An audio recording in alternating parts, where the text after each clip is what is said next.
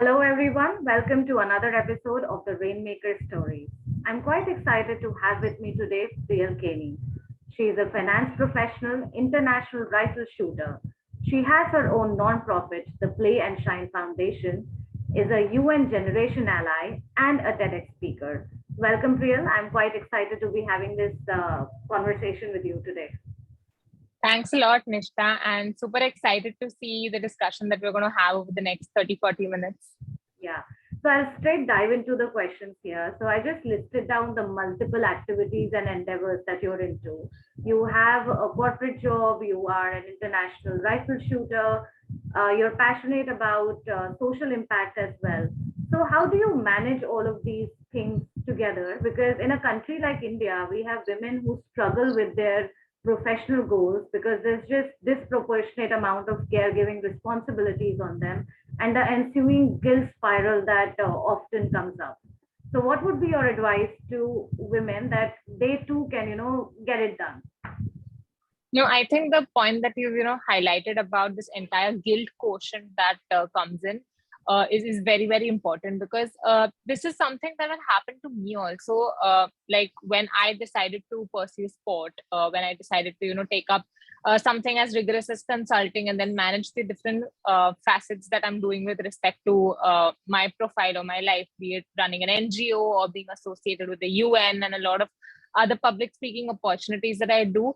The first most spontaneous reaction that I got from everyone was, not that, congratulations or kudos to you, you're doing an amazing job. The first reaction that I actually got from them was, how do you manage everything, and how are you going to focus on the other things in life, and what about settling down and finding someone? And there were a few people who even came up to me and told me that, are you even going to be able to continue so much after you get married? So what's the point of doing it now? So I think the feedback or the response that we generally get when we try to be extra ambitious is very different from what maybe ordinarily a man doing this would get. So it's very, I don't know from where this entire perception or thinking comes in, but it is there. And when I also heard these things, it made me question.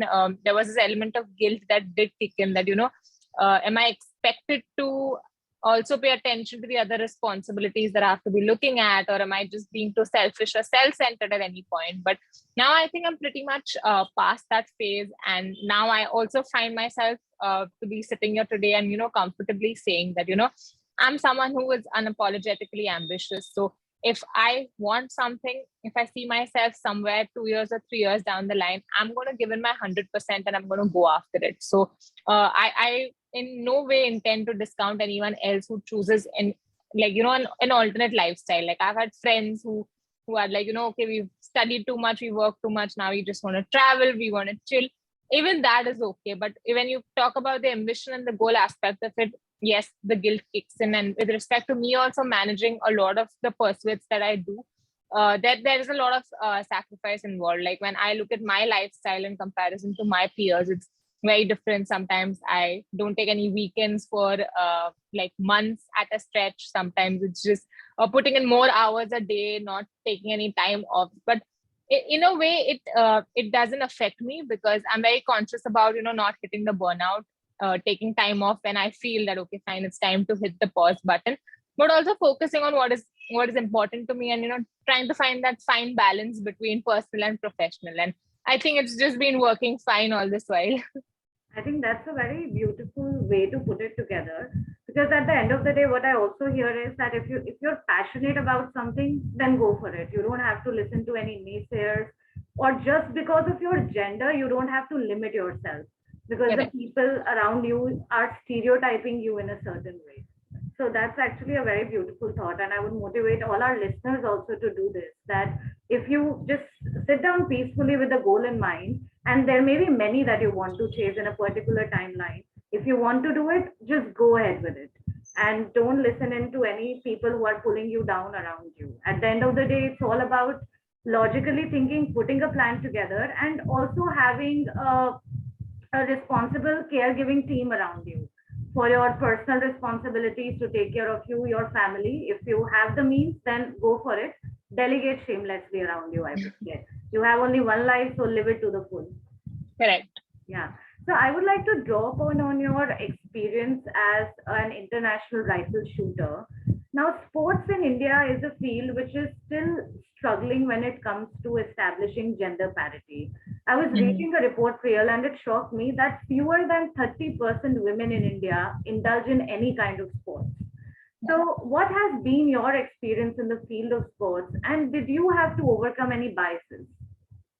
No, I think what you've highlighted is really, really important. And not just with respect to engaging in any sport. If you look at sport as an industry, comparatively, you see such less number of women over there, like women holding administrative positions in any of the sports bodies or associations, or even coming out as coaches or umpires or referees. It's just very, very different, the entire perspective. Like even if I tell you that, imagine a coach or imagine a referee or imagine an umpire, the first thing that comes to your mind is you spontaneously just imagine a man in that role, because that is how much it has been stereotyped, and that is the stacking less proportion of women that are actually there in this field. And I think a lot of this stems from the fact that like people, like the society doesn't consider sports as a career option for women. And it's not just at a later stage, but even at a very early stage, because I have an NGO and I work with a lot of young children,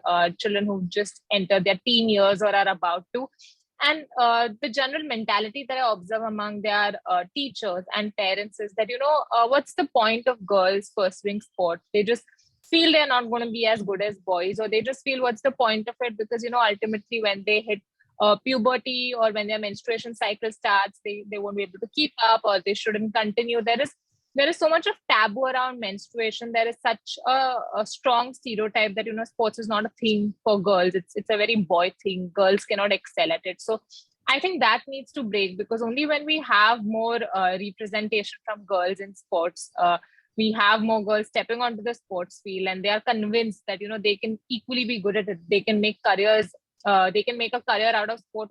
Only then this entire scenario and ecosystem will change. And probably a few years down the line, we'll see more women sports persons on the field. We'll see more women taking up administrative positions at these sports bodies. Like I'm not getting the exact statistics, but there are a lot of sports associations in India that don't even have a single female or a single woman on their sports body or association. And that is really, really surprising, given the fact that if you look at a population, we're almost like at a 40-60 ratio, but women are just not represented in this space. So that really needs to change. And I hope we are much different than where we were a few years back, because I started shooting 13 years ago. So it's been more than a decade now. And I know one thing, that things were very different when I started back in 2008 versus to, where it is now, but we still have miles to go.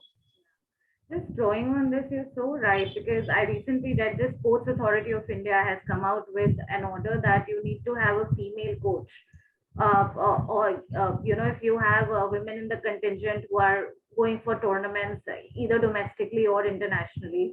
So at least that's a good start, that you're going to break that stereotype, at least give them the chance to take on those coaching positions. And this sadly came after two sexual harassment complaints which were filed with the authority. Mm-hmm. So after a few female athletes said that they were made uncomfortable by their male coaches. So I think this is just a sad reality, and I hope that there's more change that happens and more institutionalized change that happens here. And here I'll also want to talk to you, Priyal, about any challenges in the personal life that may come up for a woman who wants to pursue sports. Like for my book, Awakening the Rainmaker, I interviewed Raspreet Sidhu. She's the captain of the Indian national basketball team. And she said, when I started my journey with basketball, of course, there were not many women in the field of basketball, Indian players. So I didn't have any relatable role models. And second of all, I would always see that maybe this would be a constraint to find a life partner. She's happily married now to her husband is a coach. So he coaches basketball. So she found someone from the same field. But she said, even if you look at sports women around you, Nishtha, they find it hard to find life partners, because often men may feel emasculated if a woman is doing well in sports, because as you rightly mentioned, it's like stereotypical male thing to do, that only men can excel in it. And also there is the financial independence bit of things, that let's say barring cricket, not many sports pay that well in India, and especially for women teams. Like there are government jobs which are offered, but for certain sports even those are limited.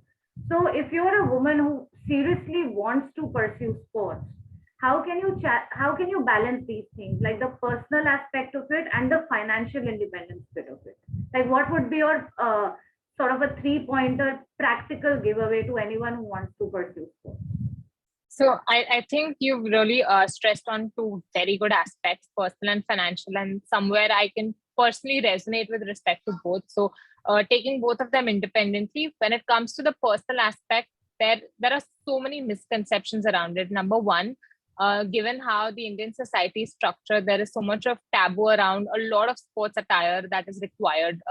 Talk about sports like gymnastics, talk about sports like swimming, or even volleyball and football, because a lot of people are not comfortable with women really getting on, wearing shorts and going on the field, because we are pictured as, we are always told when we are as kids, dress properly, sit properly, behave properly, you're expected to be very polite, very delicate, and then you see a woman wear sports shoes and shorts and get onto the field and just show a lot of aggression to win, because that is how sports is about. You're crazy about winning, you're aggressive about winning, you're aggressive about making that goal. So it's very tangentially different from what perspective or what's expected out of the ideal Indian woman. So a lot of criticism comes from this. Like even when I started shooting, I think the most common things I heard were you'll be training for so many hours with a 6.5 kg rifle, so you'll develop a very masculine physique. Nobody will want to marry you. Or if you're going to train in the sun for so many hours,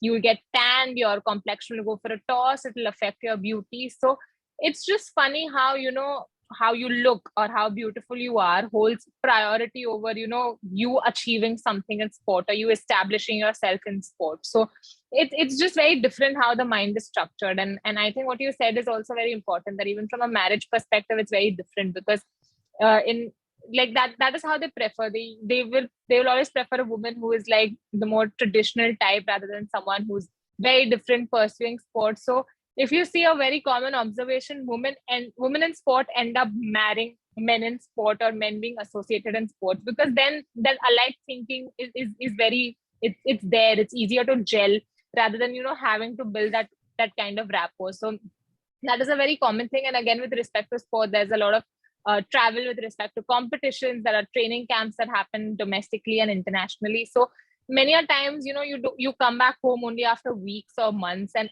that is again something that a lot of Indian families are very uncomfortable with, because they're like, you have to look after the house, the kids. If you're not here, who's going to look after it? So by default, you're just expected to be doing all these things. So on the personal aspect, there are a lot of challenges. And then again, on the financial aspect, like sports is growing, but still the level of financial independence that you probably might get doing any other government job or doing a private job, it's not yet there, because it's still opening up. There are few organizations that actively recruit sports persons, but most of the people are still not very open to it. It's not as progressive as the Western world, where even if you retire from sports, there are a lot of organizations willing to give you a chance, because they see as a sports person you bring a lot of things to the table which anyone else doesn't. So from the financial independence perspective also, of course, limitations are there. And one thing that I have observed, because I'm a chartered accountant, I understand finance, I understand investments. One thing I see is very little effort or knowledge is taken to even sports persons, especially women, who are there to actually guide them or mentor them with respect to whatever they're earning today when they're at the peak of their career, how they can strategically actually invest it in the right places, or venture into the right maybe businesses, or any kind of venture, starting academies of their own, or just parking it in the correct maybe mutual funds, investments, anything of that sort. Like financial planning and financial literacy is something I have always seen lacking among sports persons, and especially women. And this is something that needs to be done, because with respect to a lot of sports, like luckily for shooting, there is no retirement age. I've seen people play Olympics even at the age of 60. But with a lot of sports, by 30, 35, you end up retiring. So, that purple patch when you're in your 20s till you retire is when you're going to make the most out of sports, when you're going to earn the most. And and learning to manage your funds perfectly then, and investing it prudently in the right places to ensure that it continues to yield some kind of passive income to you. That knowledge sharing or that understanding is really lacking among women sports persons. And I keep telling myself that sometime if I have the time and the effort to actually start some initiative for this is something that I would love to do. That's such a bang on thing, Priyal. In fact, I was reading some report which said, only 1 in 8 women, let alone sports persons, sports women, only 1 in 8 women in total in India take their own financial decisions independently. And that just shocked me. It's a statistic, it's a recent statistic. So and that just, and it's paradoxical to me. Why? Because I read this book which says, Warren Buffett invests like a girl, because he really invests the way a woman would. Women in general, they are better at financial planning and money management than an average man, because they're more calculated in their risks. They evaluate their options better. They're open to questioning their assumptions and their decisions, and they don't run after high returns and wins. So it's just paradoxical why we're not confident enough to take that aspect of our life in our own hands. Because at the end of the day, no independence is complete without financial independence, I feel. And you bring on a very right point that yes, sports comes with its challenges of the personal challenges we spoke about and the financial challenges too. But if you plan things better during the peak years, then you can make more out of it. So I Yeah. hope that in future you do come up with something useful for the women out there. And even through this episode, I hope more women take cognizance of that fact and take their financial lives in their hands. So this leads me to my next question, Priyal. What role do you see sports can play as a gender equalizer? And how can young girls or their parents can be motivated to let their girls take up sports? So I think sports is a great tool for actually solving or bridging the gender gap, because it provides a level playing field where at a very early age, children learn a very important thing that, the only thing that matters is what you bring to the team and what you bring to the game. So when they step on the field, and even when we have like gender mixed matches, it doesn't matter what gender you identify yourself with, what background you're coming from, or what community or religion you identify yourself with.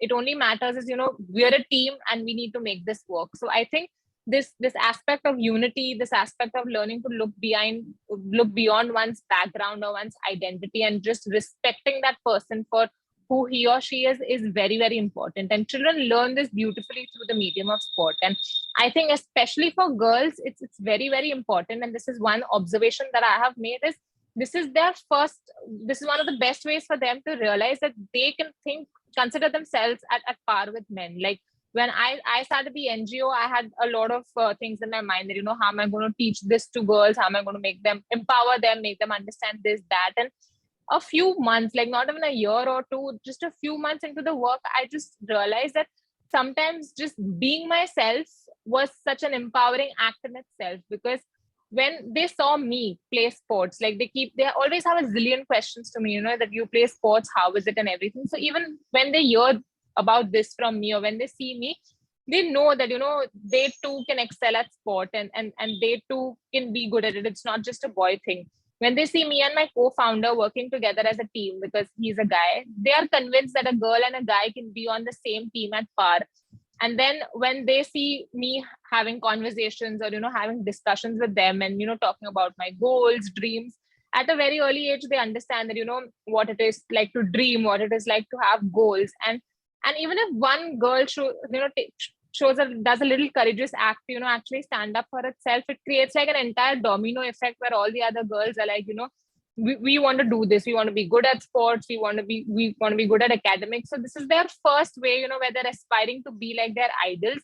And their first step towards empowering themselves that, this is our dream and we're going to go after it. And that is really important, because that's such a powerful, empowering act in itself. And it's very important that all these things are inculcated at an early age. So they know that, they shouldn't get affected by what others expect of them, or whatever the other stereotypical Indian society and their norms that are pushed upon them. So I think sports is a very good way of teaching them all this, because not everything can be taught out of books or within the four walls of the classroom. It doesn't work. And sports is super flexible, it's super interactive, and you teach all these beautiful things that, like, without actually making a child sit and, actually drilling things down his or her mind that, okay, this is how it is and you have to follow this. They just beautifully learn these aspects through just playing and enjoying with each other. This is such a beautiful thought, Priyal, and I relate so much to it. When you said that it's just empowering to be you at times. Like when you're in your NGO, the young girls look at you and they're like, "Wow, if she can do it, so can I." And I relate to this at such a personal level, because that was one of the motivations to even write the book. Because when I started my journey in investment banking, I didn't have any women role models around me. And in our industry, we usually call, women like leaders who have reached a certain position as rainmakers, because they are the Okay. ones who are bringing in a lot of revenue. They are in powerful positions, and there weren't any women rainmakers around me. So years later, I was somewhere internalizing these things. I moved to the field of strategy, working across Asia with CEOs and founders' offices. The story was the same there too. Hardly any women in the boardroom doing those meaty roles. And in 2019, when I was pregnant, all of this just came rushing at me when I did the research. I'm like, wow, the statistics are really stacked against women, and we need to put together something. And that's what motivated me to write the book. And made me interview women from different fields in the book. So I have these women who are entrepreneurs, CEOs, CMOs, sports people, women from STEM, like you name a field and there's a story there. Because I wanted, young girls to grow up with these stories, to have them readily available to them. And what made me happy was also finding research which shows that over 70% girls will pursue their passions if they have a relatable story of that field. So what you're doing is, just bang on, and then there's research also which shows that it's going to bring in that change. That change will start if we share more and more of these stories. And I'm glad that we are having this conversation, like sharing your story with our listeners, with the young girls there, and they can see that yes, like we can do multiple things too. And as long as we set our mind to it and we know this is what we want to do, we should just go ahead and chase it. So that's kudos to you, Priyal. And this leads me to the last question of our interaction. So we've spoken about what all we can do in our personal capacity as individuals, as parents, to make sports more, interesting for women, or just to make it more conducive for young girls to enter. What would you think, as a sports person who has been exposed in the field firsthand? What would you want, institutions or government to do here? Like if you have any 2 3 pointers, practical steps that the government or the institutions can take it to make it more gender equal. So I think a lot of institutes and sports bodies out there actually lack the existence of any policies that drive gender equality, or that support gender equality. Like they know how misbalanced their statistics is, how women are heavily underrepresented, and they are also aware that some initiative needs to be done about this, but actually putting something in place and implementing it is lacking. So with respect to putting women in sport and administrative position, actually running any kind of recruiting initiatives or training or upskilling initiatives by which women can actually take up these administrative positions. Like I interact with a lot of PE teachers, and I know a lot of women sports persons who played sport at some point or the other, but then later on took a break post marriage or post maternity, and now are willing to come back, if they are given the position of a PE teacher or any other administrative position. So supporting such kind of women to make a comeback, running recruiting initiatives for them by which they can actually take up such jobs is really, really important. Making sure that every board that is there, or every association that is there, if there is some policy or rule in place that there has to be women representation. Like I just feel it's very wrong to have any sport body out there that doesn't have a single woman on board. And some of our top sports, that's been the case. So with respect to women in administrative positions, that needs to be done. And even when you talk about, I think, women athletes, the biggest and the first thing that comes to my mind is actually aggressively helping to solve the pay gap. Like having equal pay is something that needs to be supported, and this is something that we see across the board. Like even one of the most popular sports in the country, cricket, you can see a stark difference between what the Indian men cricket team gets and what the Indian women cricket team gets. So I think making sure that equal pay is something that is stressed upon, equal opportunity is something that is stressed upon, and at the same time, making sure that women sports persons are also given equally those many number of opportunities, the equal number of resources, the same level of coaching, the same level of funds are sanctioned for them. And even women's sports is made a thing. Like right now we have women's cricket, we have women's football, and a few other things. But a lot of sports don't even have women teams from India going for competition. So that needs to be solved. Very recently, I was reading an article with respect to New Zealand that actually brought about this equal pay policy for its, I think, football team or for some other sport. So I think promoting such kind of initiatives by which, it actually, this entire issue comes into the limelight. It's made visible that, things are not going right, and certain things need to be addressed. Equality needs to be brought into play. I think that is very, very important. And for this, it's not just the support of the government and the institution, but even we need to have a lot of men who can act as allies for gender equality, who can actually come ahead and say that, this is not right, and we support this, and we also want to, address this issue or bridge this gap. I think a good combination of these two things is something that we really need. And that's very practical thing to say. Recruitment and solving for the pay gap. You're right. If those are sorted, we can have more women coming up and feeling more comfortable, because there are more of us on the administrative side, on the in the coaching positions as well. So that's actually a brilliant suggestion. And thank you so much, Priyal, for getting on this call. And hope most of our listeners have key takeaways from this discussion and are able to pursue their sports journey, or any other professional goals that they may be gunning at. So yeah, thank you so much, and I really enjoyed conversing with you today. Thanks a lot, Nishtha. And I also thoroughly enjoyed the conversation. I think we spoke about a lot of beautiful aspects. We touched upon some key areas around which I personally believe conversations need to be initiated. So I'm so glad this interaction happened today. Thank you. Thanks a lot.